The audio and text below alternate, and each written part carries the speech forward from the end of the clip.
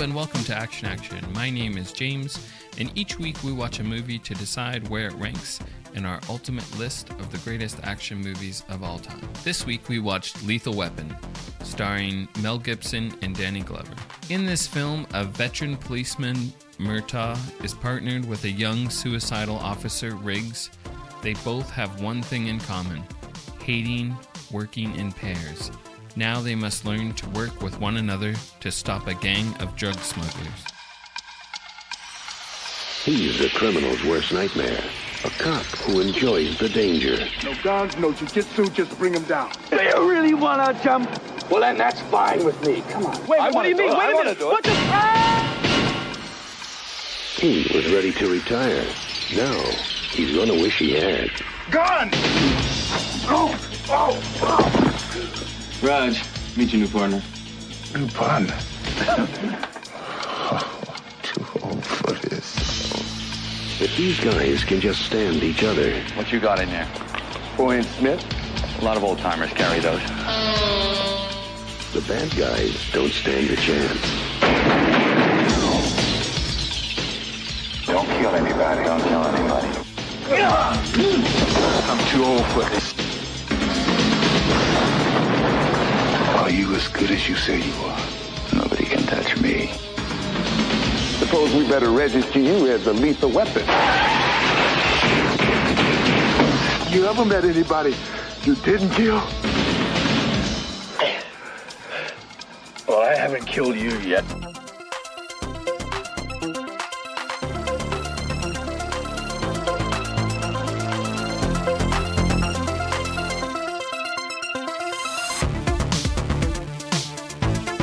So I want to start by welcoming back John? And Dustin? So what'd you guys get up to this week?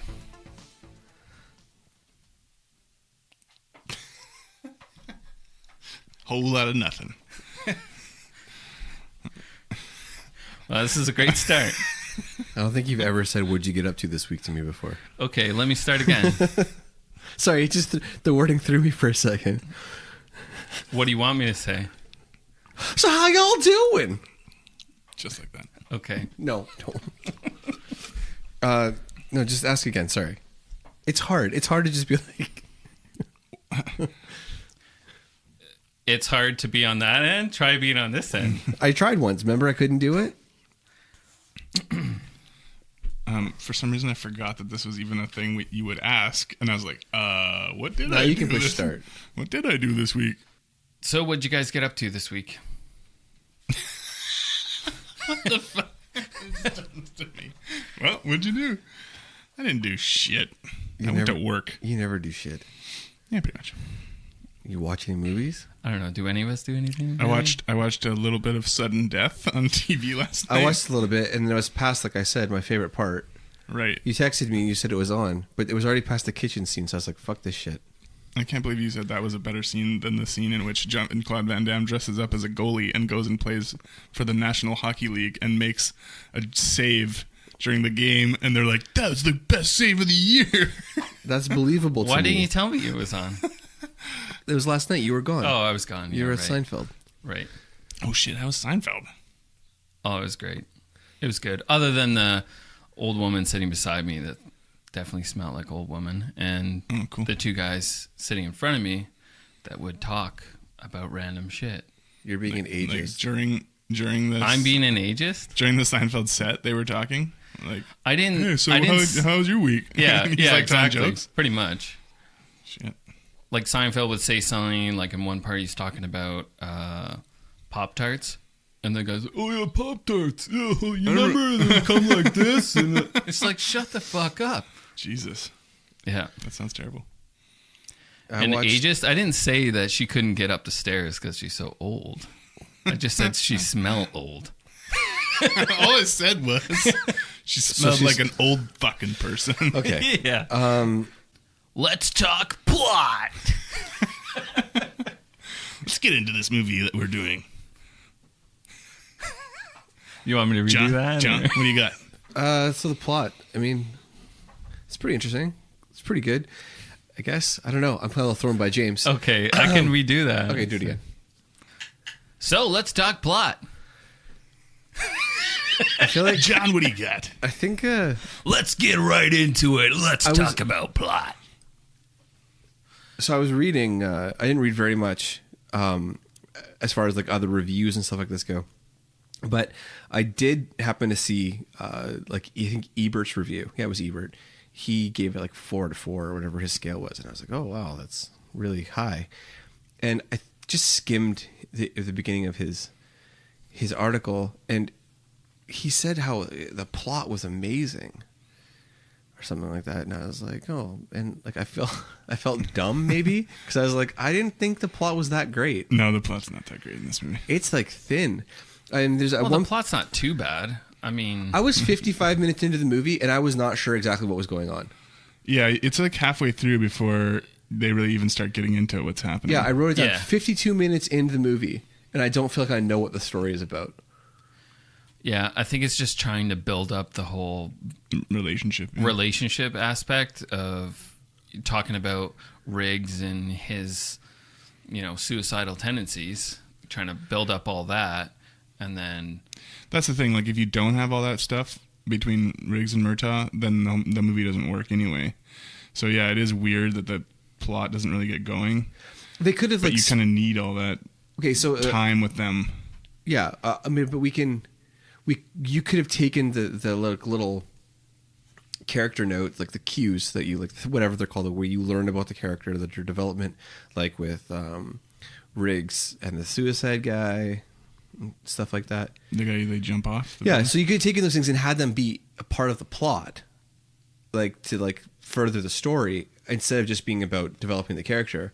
I just felt like at least halfway through the movie, I wasn't quite sure exactly what the goal was.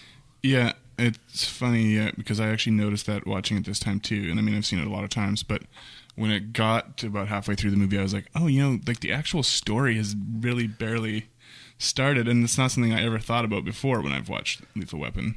It's a cool story. I was just watching it and not really thinking about it, but it is kind of like watching it nowadays.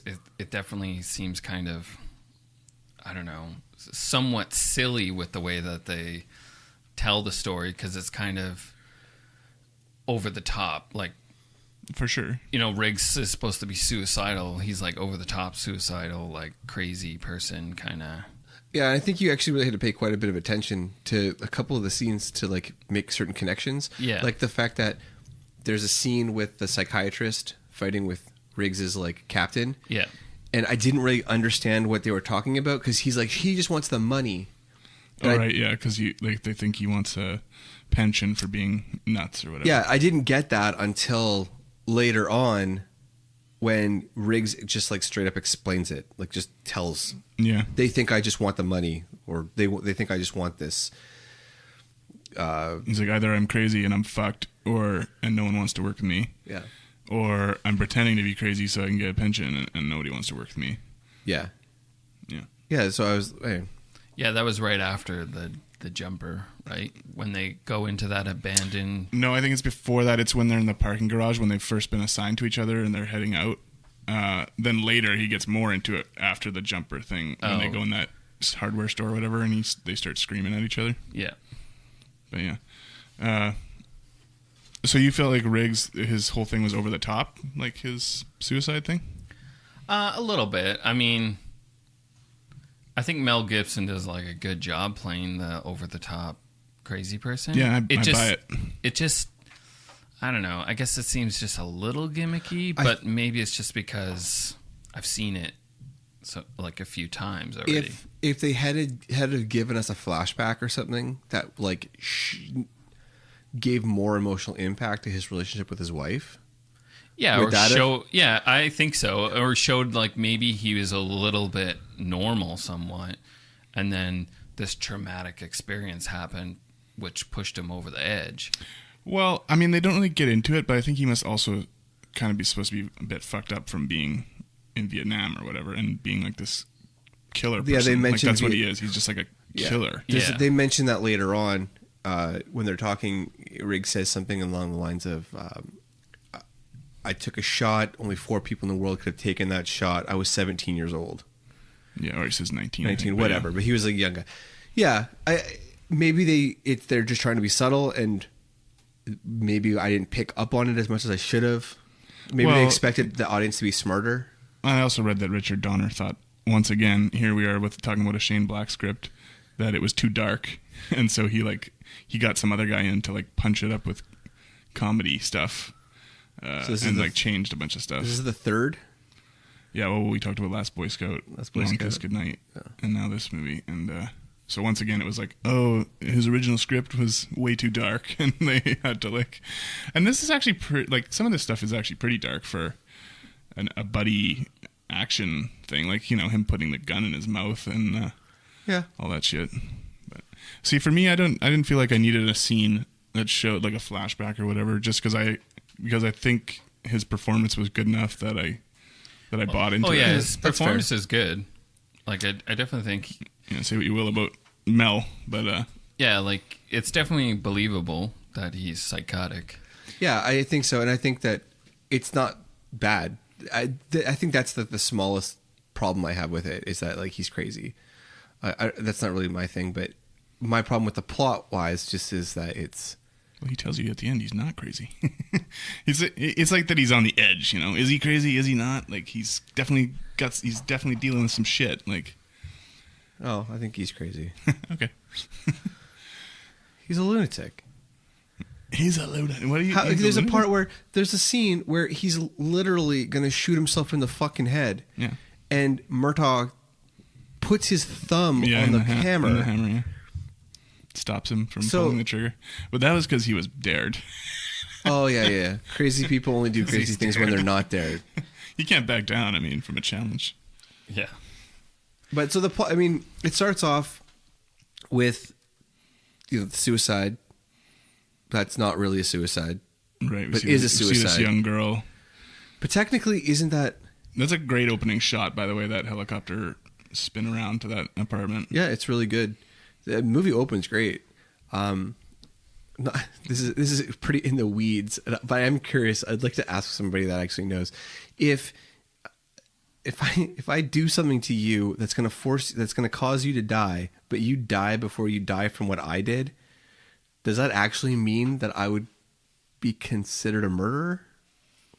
I think so. At least, well, okay. How is that? I'm only basing this on like other movies and TV shows I've seen, but I don't see how that works. Because the person would have died if she hadn't jumped, she would have died, right, from poisoning. So you murdered her, even though she didn't get to die from you. No, I didn't murder her because I didn't kill her. I didn't actually do it. If you have a heart attack before the poison kicks in, your body killed you. Your body's your own murderer. So would it be attempted murder? Maybe attempted murder. Maybe, yeah, but that makes sense. No, like I said, I'm only basing on this on other movies and shit. And I'm going to say this. But I've seen them be like, yeah, no, you're going to get charged for murder because you would have been a murderer. So in Hollywood logic, then let's just consider Hollywood logic. Then it would. But the movie wouldn't have made sense. This is a lot of resources to pump into finding an attempted murderer. Yeah. And one thing I thought was weird was how, and I've never noticed this before, once they start investigating this, they it's like there's no scenes where they check in sort of with their boss. Like you never see the boss guy again. He shows up in the rest of the Lethal Weapon movies. But in this movie, you never see him again. You just see him arguing with the psychiatrist at the beginning. And it was just kind of weird because it was like, oh, okay, they're just like investigating. But like, you know, every time you watch a cop movie or a TV show, they're always having to be like, okay, well, what's the progress? You know, what's the progress on your investigation? What's going on with this? And they're just kind of free. You know, they're just out there doing whatever. And that's the thing, like the opening scene where she, you know, jumps off the building. I mean, it looks like a pretty open and shut case there. You got an eyewitness, all that stuff. But I guess that ties in his old war buddy. Yeah. That's it. But it's like they're doing their own thing, right? There's no, I don't know. Yeah, there's no checking in. They just kind of like they go to that guy's house where they see those girls with the coke, and then the guy who apparently owns the house just comes out and starts shooting at them. Okay, so that guy's supposed to They kill him, but then there's not even any checking in after that. They just keep now carrying on. Like so, that guy's supposed to be the girl at the beginning. It's supposed to be the drug dealer, or what's the connection? That guy? Yeah, I don't know. He was producing the porn that they were in, or okay, he was maybe he was the guy providing. He was like her. They say something about him being her sugar daddy or something, or like I don't know. It's not really clear. Oh, okay. Yeah, I thought it would be fun to talk about a couple like scenes in the plot, like that I really liked. Yeah. So like I really liked the meeting, the Riggs Murtaugh. Am I saying Murtaugh right? Yeah. I like their meeting. I think it's so great. How Murtaugh thinks that Riggs is like a shooter in the police station. Yeah, he sees him pull out a gun and he's like, gun. Like and he goes to tackle him. Yeah, they do so many things like really, really well. Yeah. And that's one of them. It's a great introduction to the characters meeting. Yeah, and then like right when that happens, you get like the constant line throughout the movie, right? Like, I'm too old for this shit, or Yeah. Does he not say that at home beforehand? he says does. it in the tub at the beginning. Yeah, doesn't he? that's right. He says Which it like is 5 times. That's a weird introduction to him. Yeah. Whose family comes in to see them while they're in the bathtub? Happy birthday, here's your cake. Yeah, I was watching it and Diana was in the room. She was on her phone doing something, and she kind of looked up and she saw that his oldest daughter was talking to him in the bathtub. Yeah. And I go, it's kind of weird that like the family went in while he was in the bathtub, and then he was like, Diana said that was his daughter. Yeah, that was his daughter. That was his daughter. And it was like, yeah, that's weird. I mean, cool. It's definitely weird. It's a weird way to introduce him. And who has a bath in the morning before they go to work? Who's got that much fucking time on their hands? Yeah. And then Riggs' introduction you get at the Christmas tree place where he's like trying to do a drug deal with. Yeah, and this is going to come up With later those in my guys. quotes and tropes, but it's great. It's a great introduction to him. And he's so good in this because he's able to pull off like the emotional stuff, the lunatic stuff, and the like comedic parts too, like really well. Yeah, I mean, we should probably get out of the way in the sense that like we're talking about Mel Gibson, and we always say he's actually good in this or like whatever. I mean, it is hard to talk about him with everything that he's been through personally, everything he's done.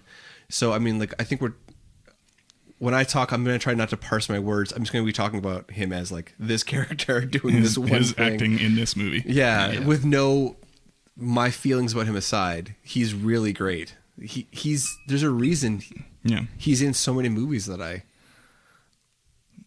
love.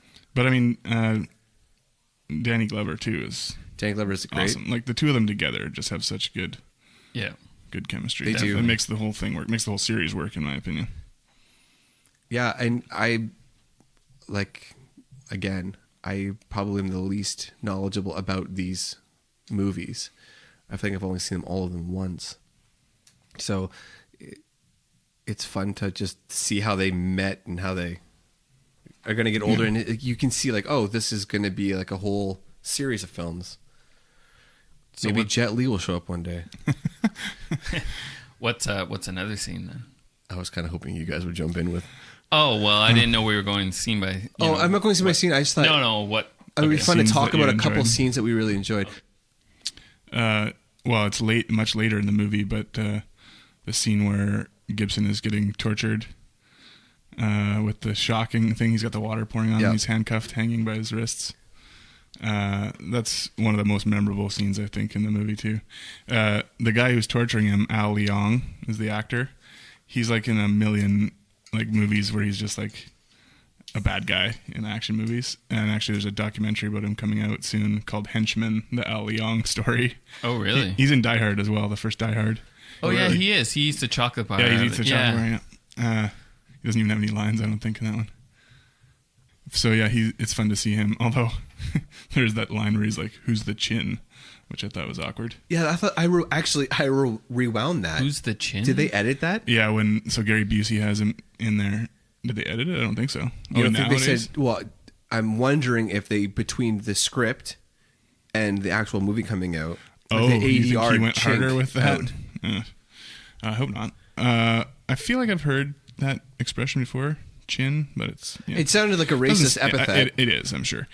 I guess contextually it makes a kind of sense because he's a guy who was in Vietnam where he would have been having to kill people all the time. Yeah, and I think this leads into something, I don't know if we touched on it, I can't remember, but how I think there is a much larger backstory about his Vietnam time and how it has changed him, because it's referenced multiple times throughout the film, and there's all these little touchstones that happen throughout the film that cause the story to acknowledge that he was in Vietnam. So I mean, I'm wondering where that missing story is. I would like to know what his backstory is. I never felt like I really needed more than. I mean, it would be kind of cool if they had done like a prequel movie or something, but I don't know. Like I always felt like there's enough alluded to that I don't really need to know more than. No, and you're right, but I mean, you were saying with the Shane Black story being too dark, that maybe there was more, maybe there was something. Yeah, well, apparently there was also some more about Murtaugh's backstory, and because he was also in the war. Like that's part of the Vietnam War. Yeah, I think so. Or I think he does talk about he was in the war too. Yeah, because the guy that he's friends with, whose daughter that's right. murder they're investigating, was in the war with him. And they never met up. Never ran each other in Vietnam. Well, no, but I think Mel Gibson was supposed to be part of a CIA Secret. like special forces thing. Yeah, where they were like assassinating people and stuff. Because he talks about being in Laos, which the U.S. was not officially in Laos. But they really were. Another scene I really liked was when the house gets blown up, and they're talking to those kids. Oh yeah, the kids. It's a great scene. That was a pretty good scene. I did think the blowing up of the house was kind of funny, just because it seems like such overkill. Oh, the house just blew up. That's weird. With talking about plot, should we talk about like plot holes, like things that don't make any sense? Sure.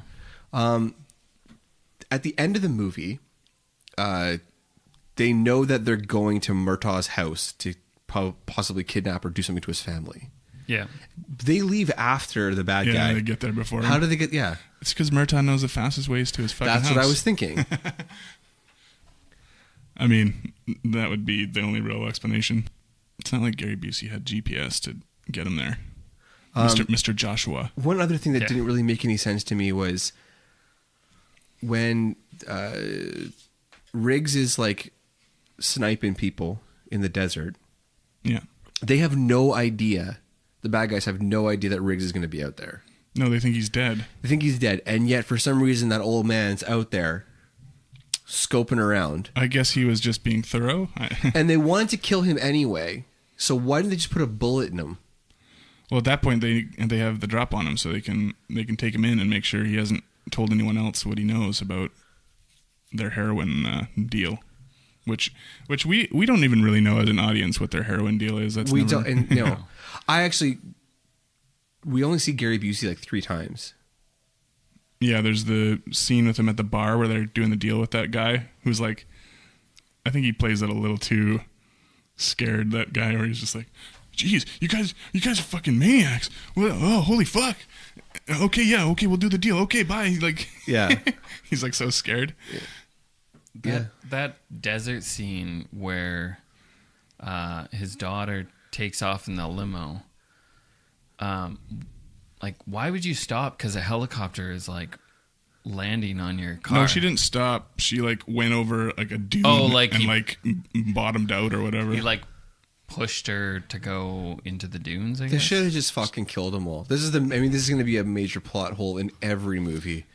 Just kill them. Yeah, you can't just kill the good guys. They have to have a chance to get away and come back. Although it is pretty awesome when he kills that guy with his feet with the ropes and gets off the hook. Yeah. Very cool. That's a great scene.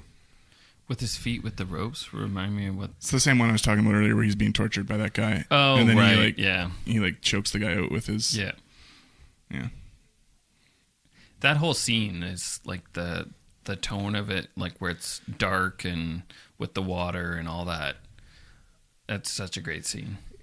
Is it possible to even talk about this movie without talking about It's Always Sunny in Philadelphia? Well, because of you, I kept thinking about that while I was watching the movie, and like freaking Dennis being Riggs, and, but then Mac turning into like Mac wearing blackface, but them switching roles then they switch halfway through. and they play Riggs with an Australian accent. Yeah, well, I mean, you can sort of hear it come out every once in a while, but yeah, and Dennis does it like full on. Oh fuck, that's great.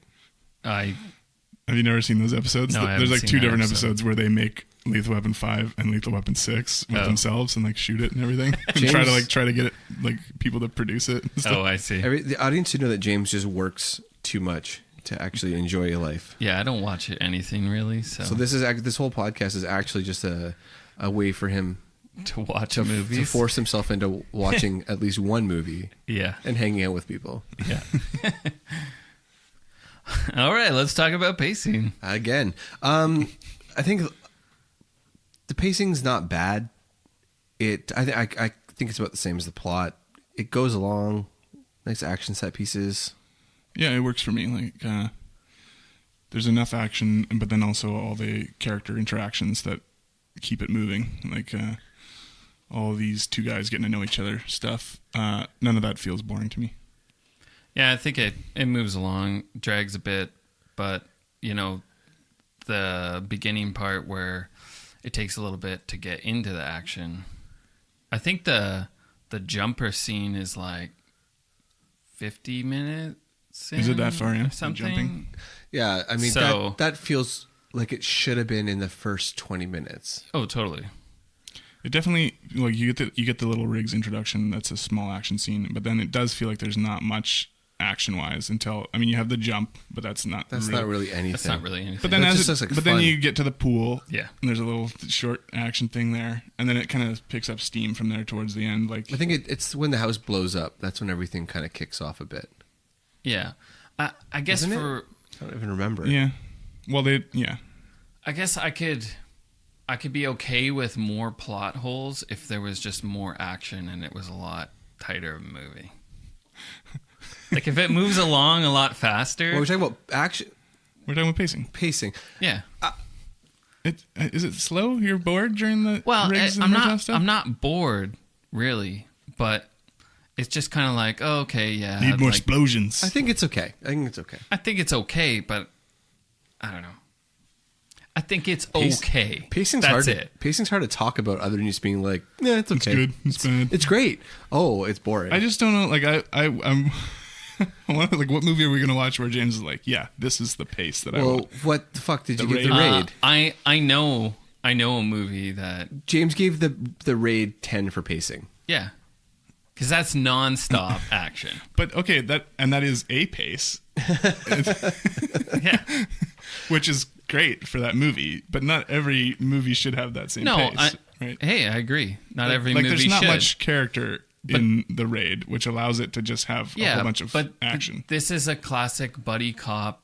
You know, the one guy is crazy, the other guy's not. They don't want to work together. It's like that's what it is. It's like one of the the examples of it. yeah. Actually, no, let's talk about. I would like to talk about this. I was talking to a guy at work, and he said that this was like the first great buddy cop movie, and I said it wasn't. No, I'm sure there was stuff before. Can you think? Well, 48 Hours came out before this, didn't That's it? exactly what I said. So I said 48 Hours is to me. I consider that to be the first real buddy cop movie, other than the fact I'm that sure there's one stuff guy even isn't before actually that. a cop. Yeah. What's the one with? Oh, never mind. I can't think of the name of this. There's lots of. I ones before actually this. looked it up, and the ones they actually mention are like Heat of the Night. Heat of the Night as a buddy cop movie. Well, so then they say, but the real first buddy cop movie would have been 48 Hours. 48 and Hours, I yeah. think a buddy cop movie, we should have talked about this maybe in plot or in something, I don't know, where it really fits, but what really defines a buddy cop movie? Because I think a buddy cop movie has to have a certain amount of humor in it. Yeah. Oh, yeah. Yeah. I think that's I think so. the case for sure.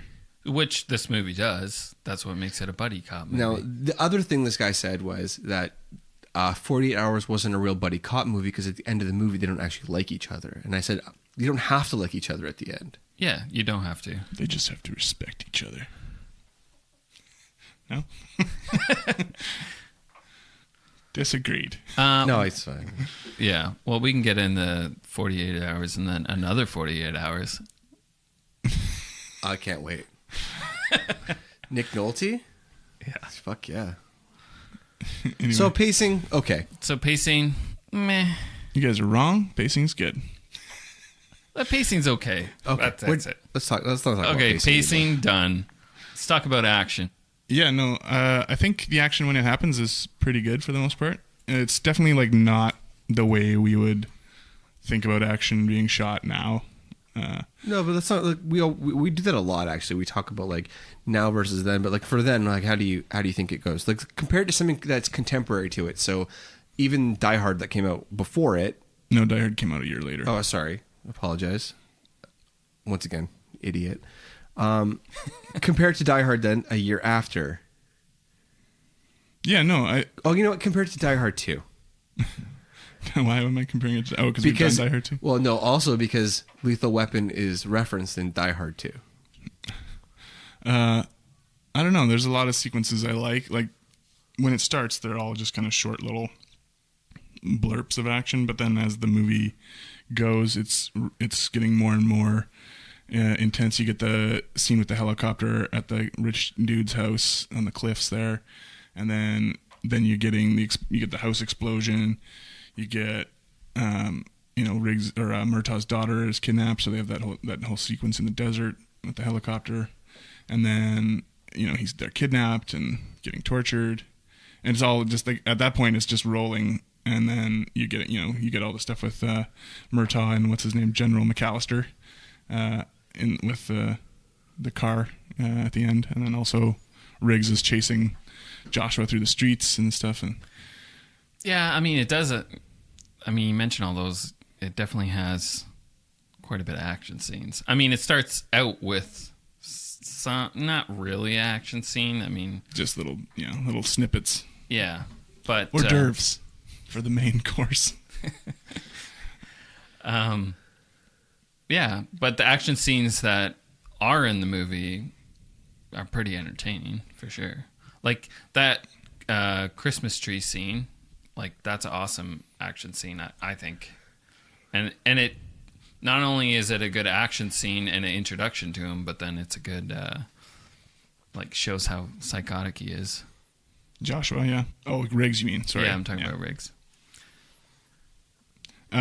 One other thing about like the final hand-to-hand scene with Riggs and Joshua. Yeah, I feel like that's actually a really cool scene. I remember watching that when I was younger, and I felt like that's not really how fight scenes look in action movies, especially back then. It was always just like big punches, and kicks to each other, like the guys, and like guys would take tons of punches. Yeah, it's like dirtier and stuff, gritty. Yeah, this was like, and they use actual like jujitsu and stuff like that, which is something you didn't see in movies at that time. Like he's using like real... I don't know what the difference between one fighting style and another is. Jiu-jitsu is like the stuff you see in UFC where they have a guy on the ground and they put locks and holds on them. Armbar. Yeah. So he gets them down with the naked rear choke. Well, he does like an actual like triangle choke, which is like, I know. And this is like 1987. Like that's the stuff that people use. Oh shit, now cutting edge. In these fights. It kind of was. Yeah.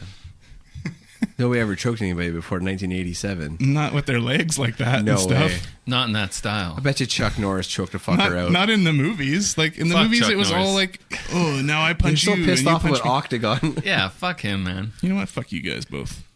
You talk about the action, John. What do you got? John, what do you think? I think, there's a lot of really fun, cool stuff that they did. I think there's a couple missed opportunities. I think that the suicide scene where he like saves the guy on the ledge is a little like tame. They could have done something cooler with that. Like if he just They could have made it more dramatic because it's really undramatic. yeah. Well, it's I think played more for humor. Like They could have made it funnier. He's so then. crazy, and he jumps off with the guy attached to him. You're not supposed to do that. You're a cop. Yeah. I mean, I think it's always fun when a car drives through a person's house. That is always fun. Even if for some reason you have a car set to drive through your own fucking house. Like, doesn't make it, why? Because you got to distract Joshua, and then they get the drop on him. I think that Riggs should have sniped more people in the desert scene. He snipes quite a few of them, doesn't he? He should have done more. Should have done more. I didn't count. All I'm saying is it should have been more. I mean, he snipes a guy off Well, do we the know? windshield. Can you bring up what the kill count is? Oh, okay, yeah. Yeah, because I'll have to I look don't that know up. what it is. I want to take a guess. I don't think it's that high in this movie, if I had to guess. I bet you it's over 50. You think so? You think it's over 50? I'm gonna Yeah. say. I'm All gonna right, say, let's I'm go gonna say through 30. Let's go through some. What's the best kill? Oh, the one where he's getting tortured and then he breaks the guy's neck with his legs. Yeah, that's pretty good. That's what I'd go with. I would say that's the best. I think this is another movie where the main bad guy has like a undramatic kind of. I guess it's kind of dramatic. Once again, the right hand guy is like the more. Yeah, the right hand guy is the more difficult one. Oh, it's called tvtropes.org. It's .org, so you know they do it for love, not money. Yeah. And they have a breakdown. So there's like the bad band. So you have like the big bad, which is General Peter McAllister in this. The dragon, Mr. Joshua. The evil genius, Michael Hunkster, who runs the Shadow Company of heroin. The brute Endo, and the dark chick, which is Gustav. So in this website, what they do is they break down like why one character from the bad five like fights one character from the good side and what that means. Oh, I see. And it's like a common thread throughout most movies. Yeah, yeah. And it's Okay. like this person fights that person, and like Well, we've already been seeing this thread, right? yeah. Yeah. So it's cool to see. Like, I mean, I like seeing those things in the kills. Yeah. So you want to take a guess on body count? I said 30 and you said 50. I said, I don't know, 50 feels right. 26. Oh shit. Oh wait, who kills? Wait, I went over, so I still lose. Who kills the most? I'm gonna say Riggs kills the most. Oh, I don't know. I don't have that. Yeah, it must be Riggs. Or Joshua. How many people does Joshua kill? I guess not that many, really. He's like in the movie for like 15 fucking minutes. So overall, action-wise, I think there's a fair amount of action. The action scenes that are in the movie, are pretty well done. Yeah, it's not the most amazing action sequences, but I think, like you said, the that fight scene, that and then torture scene the is torture probably scene, yeah. That's a good little, because I don't think that's very long. So No, but there's that whole part like with them escaping and shooting guys on their way out and oh, stuff. that's true. Yeah. Yeah, I'd say the action it fits. It fits the plot. It fits the pacing. It fits everything else. Like, it all falls in there. Like, everything's done really well. Yeah, it all works for me for the most part in this. I mean, I think the second one they up the ante and the action is probably better overall, and there's more of it in the second one. Quotes and tropes. So I actually went and looked, like I said, at that website where I got a lot of the information for this from, and I pulled a couple out of interesting quotes or tropes with what they consider to be the actual like terminology for that. So the first one that really jumps out at me was the fingertip drug analysis, when like Riggs, like Oh yeah, like does he actually do it, or does he just pretend to do it and like really quick, and he's like, "Brr." I think he pretends to do it. Yeah, I wasn't clear on that. It looks like he just like rubs it on his gums, like, which was a thing, a trope. Yeah. I mean, no cop is actually rubbing coke on his mouth. Well, especially not now, but No, in the 80s they probably were doing that. 80s. Yeah, I mean, Yeah, maybe. doing it all the They time. didn't really know what coke was back then. They thought it was good for you. I mean- it's like coffee. So I like the opening scene where Murtaugh says to that one hooker, all dressed up, nobody blow. Oh yeah, that's on my list. It's of like quotes. it's like right off the I bat. don't think it was Murtaugh. That was a. I think Yeah. that was a. No, hold on a second. Wasn't that just a random cop? No, Murtaugh No. says it. No, it was Roger. Yeah, that's Roger Murtaugh. Ah, shit. Yeah, that's the first one I wrote down. We're talking about fucking Lethal Weapon. It's Roger Murtaugh, Martin Riggs. Get in here. Oh, I'm sorry. Okay, sorry, Dustin. My favorite line actually is when he first goes over to Murtaugh's house for dinner, and then he's leaving afterwards, and he's at his truck, and he's like, "Riggs, did you like my wife's cooking?" And he just kind of stares at him intensely for like 10, 20 seconds, and he's like, "Nope." Yeah, he plays that off so well. Yeah. Yeah. Yeah, I think that comedy wise, like they play really well off one another. So in delivering all those lines, like that line, it fits so good. Yeah, it's not even like an elaborate line. It's just the way that it's performed, right? Yeah, It exactly. makes it- There's a quote that is a trope as well in the movie, where it's the title in the, they say the title of the movie the movie when Murtaugh is like, I guess we need to register you as a lethal weapon. Yeah. That's why it's called this. Yeah, Riggs is a lethal weapon. And then I'd say, as far as like quotes go, I mean, one of the most famous quotes I think from any movie ever is, "I'm too old for this." Yeah, I'm too old for this shit. I mean, everybody knows that line. Yeah. That whole, like, saying the movie title in the movie, like, that was more of a, like, bigger thing back then. Like, you don't really hear that much anymore. Yeah, I guess that's true. I didn't really think I about don't know. that. I'm trying to think. I guess that's too cheesy nowadays. Yeah, it just draws attention to itself, right? Yeah. It takes you out of it. It could take you out of it. Not like, I see what they did there. Yeah, I'm trying to think of. I feel like it makes sense in this movie because What about Titanic? That's what the movie is about. Is him. What about Titanic? They reference it all the time. It's because it's Titanic. That's pretty old. They're movie, like, though. we're on the Titanic, guys. This is a list. Titanic. Schindler's List. Wow, you're really... God. I'm just trying to think of like where I've never seen Schindler's List, so I don't even know if they actually mention it. I don't think so. They're not like, Schindler, where's your list? No. It's right here. This is my list. This is my Schindler's List.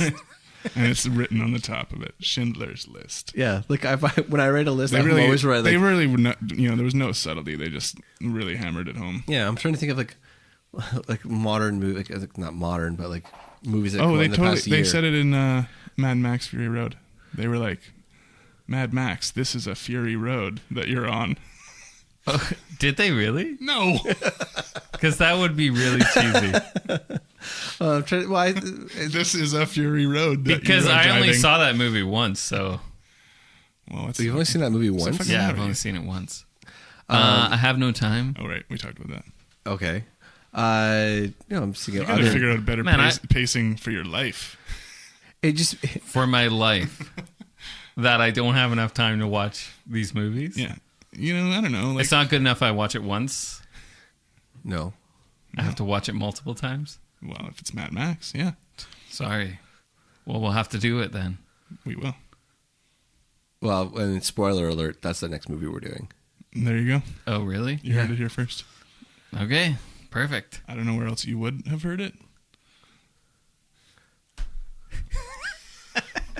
All right, some other quotes. Over to you. All right. Quote man. Some of the quotes. A good one was. Let me think here. When Riggs is like, the guy who shot me, the same albino jackrabbit son of a bitch who did Hunsucker, and Murtaugh's like, "You sure?" And Riggs is like, "Yeah, I'm sure. I never forget an asshole." Quotes never sound as good Doesn't sound in as your good head. yeah, when you're saying. Yeah. No, here's the thing though, like I have such low self-esteem though, like even when I read it in my head before I just read it out loud, I was like, no, Yeah. you're garbage. You're not gonna nail this. Yeah, no, there's great quotes. I mean, I think it's peppered throughout with really great quotes. I mean, it's you could list all the tropes in the movie, but I mean, there's dozens of them. Yeah, I mean, this is probably a movie that sort of helped to make some of these things, Oh, yeah. tropes that we see now, like we talked about with the buddy cop structure and stuff. Yeah, and I think that this, like, for what this movie is it's a really setting up. I think the quotes and tropes really shows this. It's really setting up what so many movies set out to duplicate in the future or like feed off of or grow off of, which is so many great lines, so many great cliches that they use so well. Like we've talked about this before, like you can have a trope in a movie, but it can like take you out of it. In this movie, everything just is like, yeah, that makes sense. This tracks. Yeah, they definitely stay in their lane with the tropes. Okay. I feel like you really tried to shoehorn "stay in your lane" into that. Well, I started talking and then I didn't know what I was going to say. Yeah. So then I was like, No, stay in your lane. I think they do a fucking great job with this. It's full of like fun things that like keep you interested and like you remember They do like one of my favorites is the when Riggs is, I don't even know what you call it, when you roll. Like you lie on the ground and then like he's when he's rolling and shooting under the truck. Yeah, The Christmas tree guys. Yeah. it's so fucking dumb. It's like there's no way. No, this is. I was kind of. Yeah, I thought that was. But I was like, funny. yeah, somehow. bought it. Yeah, that's why. Of course you bought it. I was like, no. He was. He like, makes it look pretty smooth. He does. He makes it look like, oh yeah, no, that's a totally feasible way to shoot people.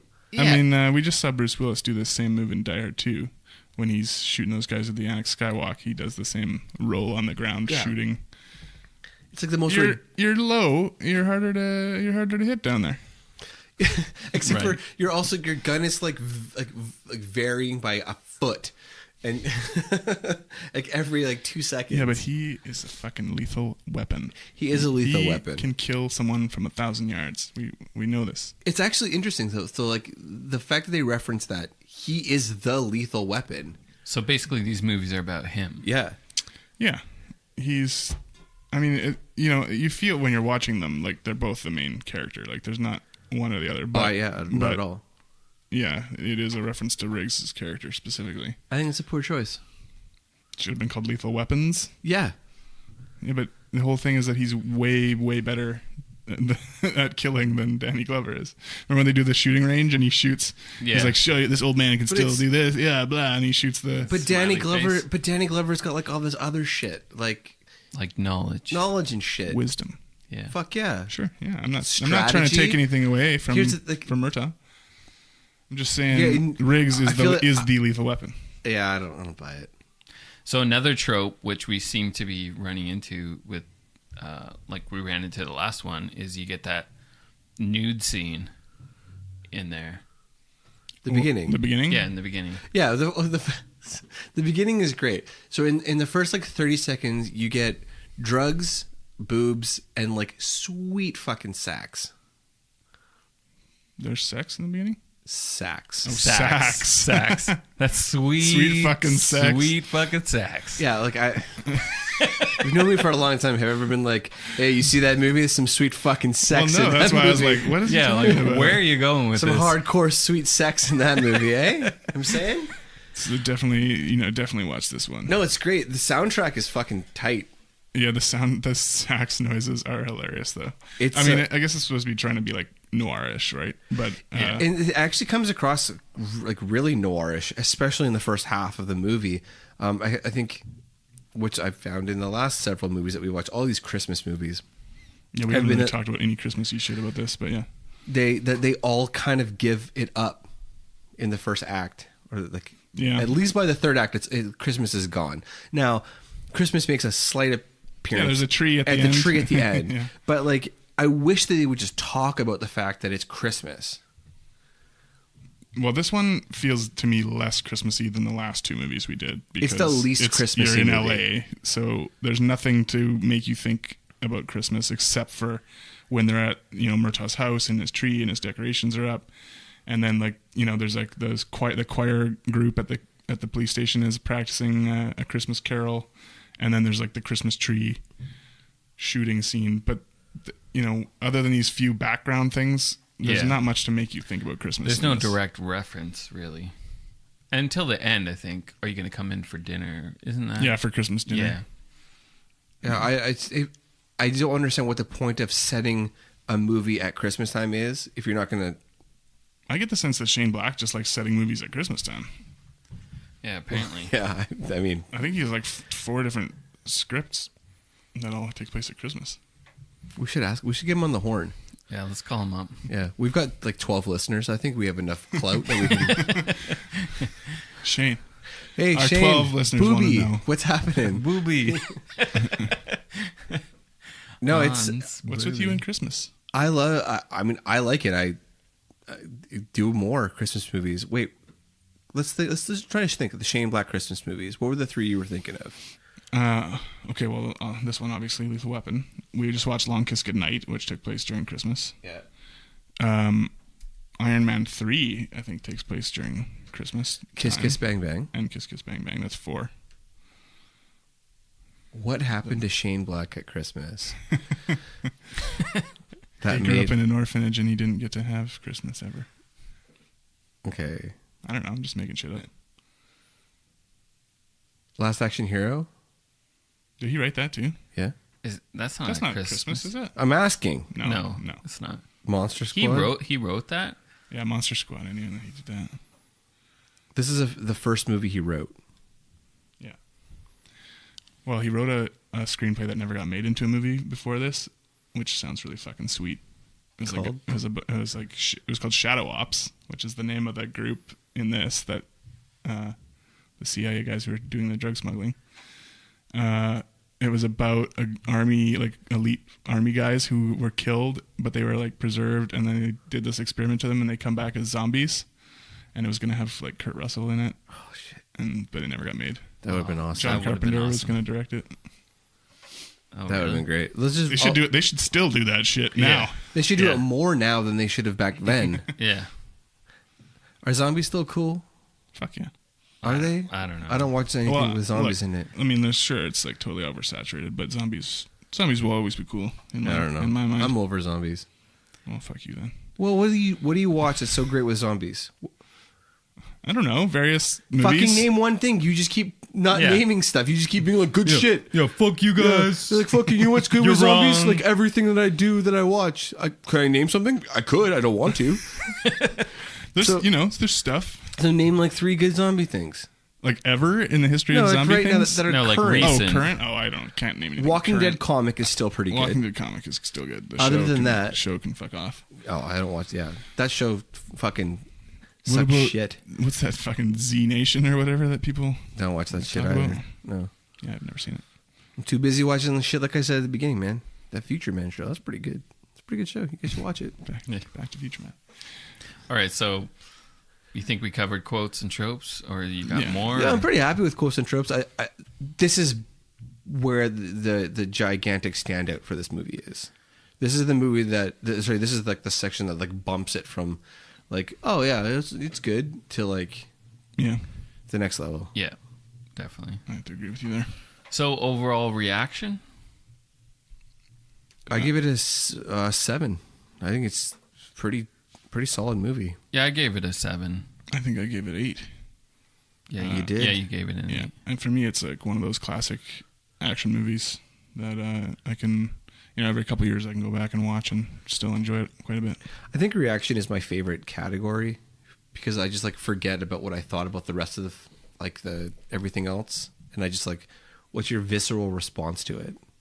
Yeah, I was like, oh, I give this a 2, and this 6, and this 4, and this 8, but overall, it's this because fuck everything else. Yeah, this is what it fuck is. everything, Yeah, and for true some enough. reason, I still liked it. Yeah, exactly. Yeah. So like it's still 7, even though I gave everything else. Well, I gave everything but quotes and tropes a 6. I mean, it's a fun movie, and you can't deny, like looking back, where it stands as a cornerstone of so many movies that came after it. Yeah, definitely. It's historical in the action movie game. Yeah, I mean, I don't know. I don't think we would have as many good. Well, we should really just be like celebrating the writings of Shane Black at this point. This should be the shit. Should be like, why doesn't Shane Black write every movie podcast? Yeah, we might have to do some non Shane Black here for a bit. I feel like we did 2 Rennie Harlan movies in a row, and now we've done 2 Shane Black movies in a row. Well, we're gonna do Mad Max Fury Road next. So Yeah. Okay, so overall it's 6.9. yeah, 6.9 From all of us. So where does that put it? So that puts it It's number 5, I think you said? Yeah, new number 5. So Bumps Commando down. yeah. Commando's been hanging in there for a long time. I still think it's gonna hang in there for quite a while, but Because it's fucking great. I think it's great. Let's watch it again right now. So yeah, so it's behind RoboCop and in front of Commando. So Cool. at 5. You guys want to talk about some of the people that were almost cast as Riggs? I do. Yes. Well, first of all, I think you mentioned this before, James, that Bruce Willis was offered the Riggs role and turned it down, and then ended up doing Die Hard. And Mel Gibson was offered the John McClane role in Die Hard. Yeah. And Yeah, turned they it like down. revert, like, yeah. Yeah. So, but also other people that were almost Martin Riggs, Kurt Russell, Patrick Swayze, Michael Keaton, Nicolas Cage. He would have been young. Christopher Reeve, Harrison Ford, Liam Neeson. Sorry, I would have loved to see Nicolas Cage. Well, that's, Because his crazy is... I wish that You thought Riggs was over the top crazy already. I know, I know, but like Nicolas Cage crazy, it's just... it So you're really kind of crazy. it really sucks that How Did This Get Yeah. Made talks about Nicolas Cage, that it can't be something that we Kevin Costner. There's a whole shitload of people here. fuck Kevin Costner. Sean Penn, Jim Belushi. Fuck Sean Penn too. So pretty much Christopher everybody. Lambert. Sylvester Wow. Stallone. Oh, man. Kevin Kline. Yeah, basically Your list, everybody that list ever. just gets worse Willem and worse. Dafoe. Ugh. I don't know who Richard Norton is. Charlie Sheen. Love Willem Dafoe. Jeff Goldblum. Oh my god. So, okay. So you know what? I think our new thing should be who should Jeff Goldblum have played? Rutger Hauer. I think Jeff Who should Goldblum Jeff Goldblum have played in this movie? in this movie. I think Jeff Goldblum should have played Joshua. Yeah, Joshua, yeah. That's like instinct, like boom, like Yeah. no hesitation. I'm just I'm trying picturing to- yeah, I'm his trying to weird picture that. Speaking. I'm not gonna try to do it. I don't know if I buy him as a mercenary, but it would be funny to see him in that I buy role. him as anything. He's Jeff Goldblum. So this was obviously a hit then. Well, at first it wasn't a big hit, but you were talking about the Ebert review. I'm pretty sure it was 4-4 for Ebert. And Ebert's review apparently actually spurned people to go see the movie because Oh. it like no one was going to watch it at first. Okay. And then he was like, "This movie's like fucking great," and then people went and saw it, and it made like I think 65 million or something. Yeah, 65 million just in the U.S. It's the only lethal weapon that didn't make over 100 million. The budget for it was 15 million, So it made money though. but it made money. Yeah, that's not even including international stuff. So you think this was it always set up to be a series? Oh, I don't know. No, you make one, and then if it's I don't successful, know. I'm sure there are films hey, that people liked that. Let's do it again. I'm sure there are films that are set up to be like, all right, we're going to do a bunch of these. I know it's going to be a hit. Yeah, Oh, I it feel like did- that's more now. It did They do that. 29 million in rentals. Yeah. Oh, was that a lot? Yes. Well, it's I don't know. the budget was 15 million. Okay, I don't know. So I just in rentals, not even in It the doubled movie its money theater. just in rentals. Yeah. I'm looking at Shane Black's like filmography here. So I think that we might have our first movie that we go see in the theater and then do a show on, Oh yeah. which is the new Predator that comes out next year. Oh, he's doing that. Yeah, he was in the first Predator, wasn't he? Was he? I think so. He's like an actor. I didn't know that. I know he's in a movie. He's in 15 movies. Yeah, he's in Predator. He's Hawkins. Huh. He's in RoboCop 3. I got to do Predator too. He's in The Last Boy Scout. Who is Oh no, it? he's in The Boy Scout, which is a short. Oh, okay. What else you guys want? You guys want to talk about anything else? I want to talk about Monkey Bone for a minute. Ugh. I don't know why I thought about that. Why would you bring up Monkey Bone? Well, I think Brendan Fraser is a forgotten star. He's a shining little gem. So I Okay. guess you guys don't want to talk about Monkey Bone or Brendan Fraser. Brendan Fraser, sure. Monkey Bone, I don't remember except I think Stephen King was in one scene. Oh, well, it was probably a piece of shit then. I don't know what you're talking about. Name one scene that Stephen King's in something that's good. There's ones. Yeah, you say that for a lot of stuff. Yeah. It seems to be You just take my word for It it. seems Yeah, to be no, your- that spy's a good spy. He no, just no. forgot his name. Yeah, he's a Yeah. spy. Whatever. You know, he's good. People forget things, guys. Like me not being able to think of a good example right now. Well, then you shouldn't make such bold statements that Stephen King is good in something. I love Stephen King. He's not good I didn't in say he things. was good in it. I just said he's in it. We're just yammering on. Anyway, next time we're going to do Mad Max Fury Road.